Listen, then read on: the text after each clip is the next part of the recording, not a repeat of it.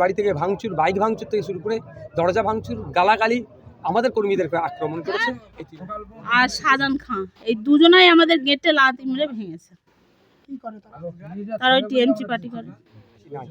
রাহুলগাছি অঞ্চলে কদিন আগে তারাই তাদের একটা বাড়িতে আগুন লাগিয়ে দিয়ে আমাদের কর্মীদের নামে মিথ্যা কেস দিতে চেয়েছিল। তদন্ত সাপেক্ষ তদন্ত করুক, যারা আগুন লেগেছে তারা শাস্তি পাক। কিন্তু এটা তো করে এই আগুন লাগিয়ে মিথ্যা কেস দিয়ে আমাদের মেন যারা সংগঠক তাদের নামে মামলা দিয়ে তাদেরকে অ্যারেস্ট করে ভোট বৈতরণী পার করার চেষ্টা করছে।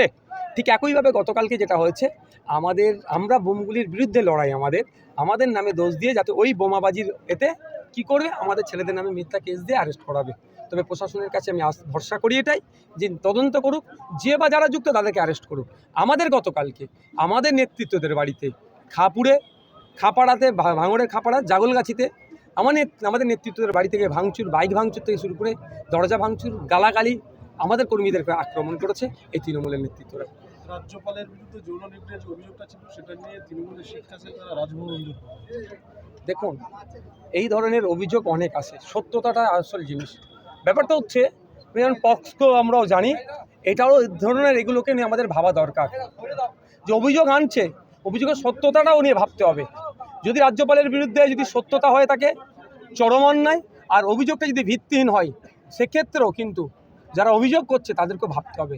কারণ আপনারাও দেখেন, যারা উদীয়মান হচ্ছেন বিভিন্ন পলিটিক্সে তাদেরকেও বিভিন্নভাবে মিথ্যা কেস দিয়ে তাদেরকেও চেষ্টা করা হচ্ছে কি আটকানোর।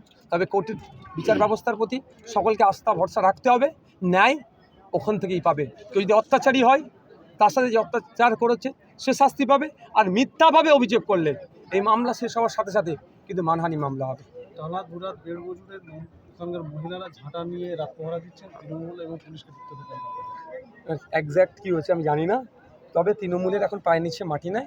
বিভিন্ন জায়গায় পুলিশকে নিয়ে তাদের ক্ষমতা ফিরে আসার চেষ্টা করছে, ক্ষমতা ধরে রাখার চেষ্টা করছে। তবে পুলিশের কাছে আমি আশা করব নিরপেক্ষতা বজায় রেখে কাজ করুন।